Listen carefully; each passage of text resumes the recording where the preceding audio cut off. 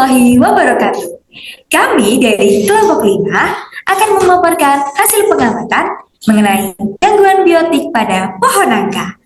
Sebelum memulai, izinkan kami memperkenalkan anggota kelompok. Saya Nadine Rizky Valentika dengan NIF 11147. Saya Syahrizanisa Nabila Rahil dengan NIF 11285. Saya Nia Yato Zain dengan NIF 11091.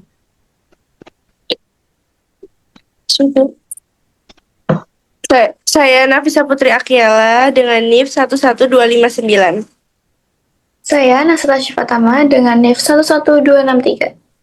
Saya Tisda Aulenovita Dewi dengan NIF 11299. Saya Muhammad Nasiripan Taqiyuddin dengan NIF 11291.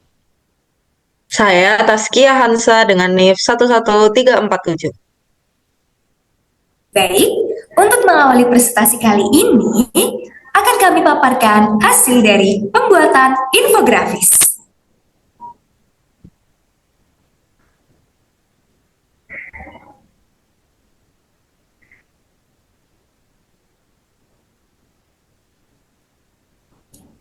Baik, selanjutnya Tisda akan menyampaikan judul serta pengantar materi. Silakan untuk Tisda. Baik, terima kasih untuk Nadine. Untuk judul presentasi kami adalah Gangguan Biotik pada Pohon Nangka Artocarpus heterophyllus di area utara Wisdom Park UGM. Pengamatan ini bertujuan untuk mengidentifikasi jenis hama dan penyakit yang menyerang pohon nangka di area tersebut, serta mengetahui cara pengendalian dan pencegahannya. Gangguan biotik merupakan gangguan yang disebabkan oleh organisme hidup, seperti hama dan patogen. Pada pohon nangka, gangguan ini dapat mempengaruhi pertumbuhan, kesehatan, dan produktivitas tanaman. Melalui pengamatan yang kami lakukan di area utara Wisdom Park UGM, ditemukan beberapa gejala yang menunjukkan adanya aktivitas hama dan penyakit. Penting untuk mengetahui jenis gangguan biotik ini agar langkah pengendalian dapat dilakukan lebih efektif dan tidak menimbulkan kerusakan yang lebih luas pada ekosistem sekitar. Pembahasan kami terbagi menjadi 3 bagian utama, yaitu yang pertama, identifikasi hama dan penyakit. Yang kedua, pencegahan dan pengendalian hama. Yang ketiga, pencegahan serta pengendalian penyakit. Selanjutnya, bagian pertama akan disampaikan oleh Nasir. Baik, terima kasih Tisda. Hama utama yang menyerang itu adalah penggerek batang nangka atau disebut juga sebagai Bathoscera robust. Termasuk dalam ordo Coleoptera dan famili Cerambicidae. Ciri-cirinya yaitu tubuh besar berwarna coklat keabu-abuan dengan antena yang panjang. Gejala serangan tampak dari muncul lapisan putih keabu-abuan di permukaan kulit batang. Kulit batang mudah terkelupas dan jaringan di bawahnya menjadi lembek. Kayu bagian dalam berubah warna menjadi coklat muda, berserat, dan juga rapuh. Larva menggerek bagian dalam batang sehingga jaringan kayu rusak dan batang menjadi rapuh. Nah, hama Bathoscera robust sering menjadi penyebab awal munculnya penyakit busuk batang atau pelapukan putih yang disebabkan oleh jamur Schizophyllum commune dan Fusarium sp. Lubang gerakan larva menjadi tempat masuk spora jamur, sehingga batang lapuk dan pohon melemah. Oleh karena itu, pengendalian harus dilakukan secara terpadu agar hama dan penyakit dapat dikendalikan bersama. Baik, terima kasih Tisda, Nasir, dan Sahta.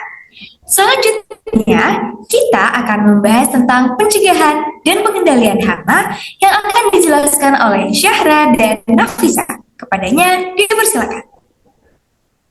Pada pengendalian mekanis dilakukan dengan menangkap kumbang dewasa secara langsung di pagi atau sore hari, serta menggunakan perangkap cahaya pada malam hari.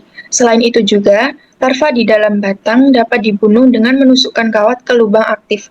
Dan terakhir, cabai yang terserang berat sebaiknya segera dipangkas dan dibakar agar tidak menular ke bagian lain. Nah, secara kimiawi, lubang batang dapat disumbat dengan kapas yang telah diberi insektisida seperti fipronil atau imidacloprid. Metode lain yaitu injeksi insektisida ke batang menggunakan bor miring dan juga terdapat penggunaan pestisida nabati. Sedangkan secara biologis, dapat digunakan jamur Beauveria bassiana dan Metarhizium anisopliae yang mampu membunuh larva secara alami.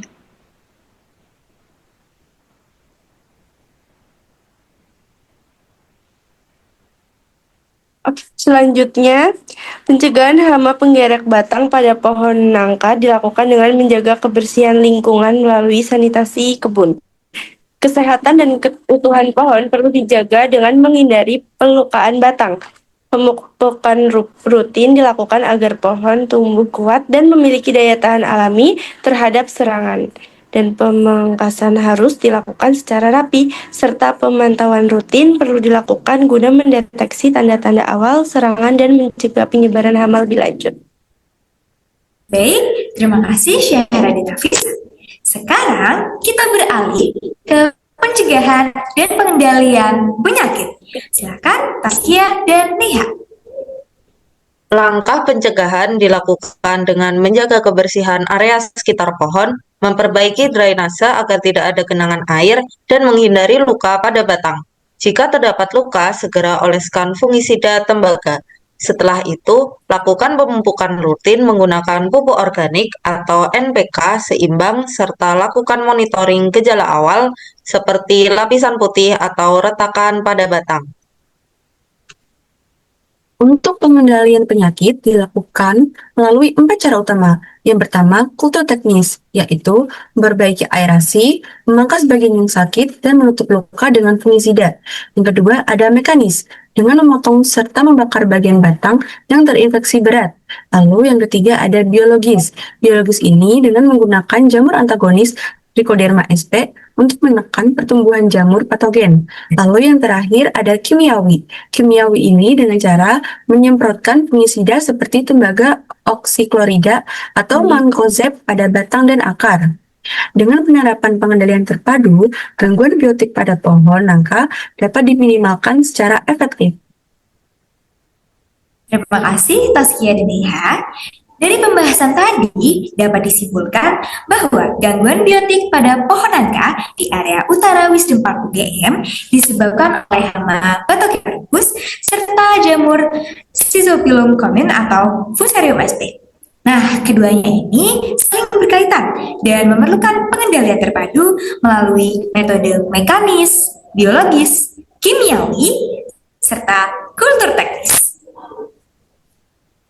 Berikut beberapa dokumentasi dari hama dan penyakit yang menyerang pohon nangka. Dan terdapat dokumentasi kontribusi dari seluruh anggota kelompok. Baik, dengan rinci sebagai berikut, dalam kontribusi penugasan perlindungan dan kesehatan hutan, saya Nadine sebagai penyusun materi infografis dan video.